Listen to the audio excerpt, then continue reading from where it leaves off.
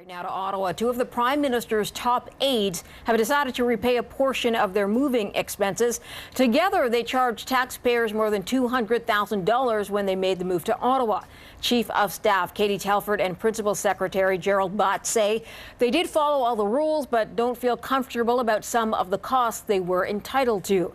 Now, those costs included more than $44,000 each in real estate commission fees. They also billed over $20,000 each for incidentals, which the two say they will both repay. Butt is also going to repay $25,000 for the land transfer tax associated with his new Ottawa home. Both Telford and Butt say they have learned a lot over the last few days and take responsibility for what happened and are sorry about it. Karen Vecchio is a Conservative Member of Parliament for Elgin, Middlesex, London. She joins us now from Ottawa to talk some more about this. Thank you for joining us today, Karen. What do you make of this move to repay at least part of the expenses? Well, thanks very much for having me on tonight, Marilla. I think it's interesting that they come and they're apologizing, but ultimately the decision to sign off on these expenses was that of the Prime Minister. So he ultimately had that choice, and he chose to allow them to put expenses for over $200,000 in. And as you indicated, there's incidentals, there's some travel. I believe there's an $18,000 expense for an apartment for Gerald Butts for a temporary stay. There's just so many things. And, unfortunately, it was not transparent until we as the Conservative Party, as well as the media, joined together in a way of saying, please show us what these expenses are. Look, this has been a policy that has been in place for some time.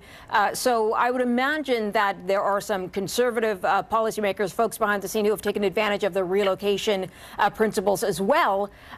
Should the rules change for everybody? Well, first of all, I want to set the record straight on that. Yes, the policies are there, but even former Prime Minister Stephen Harper, Stephen Harper only allowed a maximum of up to $10,000 for these moves. There was a little bit more for some of the senior staff, but nothing reached greater than $50,000. Should these policies change? They should be looked at, but we can't blame the policies. We have to blame the people that are signing off on these. I myself, as a member of Parliament, have the choices of what I do and do not expense. And, we as policymakers and we as legislators, it's important that we understand this is Canadian taxpayers' money.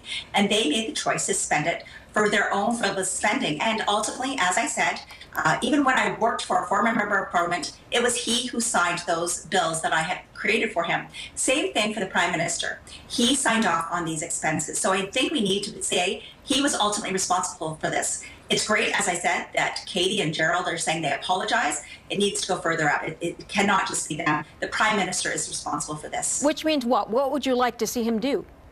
Well, ultimately, we all have members' office budgets, and some of us will spend it within, some of us will spend right to the top. Ultimately, what he needs to do is, when you're looking at these expenses, is it fair to the taxpayers of Canada to be footing the bills? As you indicated, there was land transfer taxes on there. There were incidentals that were over $20,000. And what should the Prime Minister do? He should make sure he's looking at these expenses and they're not spending Canadian taxpayers' money so frivolously. All right, we've got to leave the conversation there. We're out of time, but we have MP Karen Vecchio joining us today. Thanks for your input. Thank you so much. Have a good evening. You too.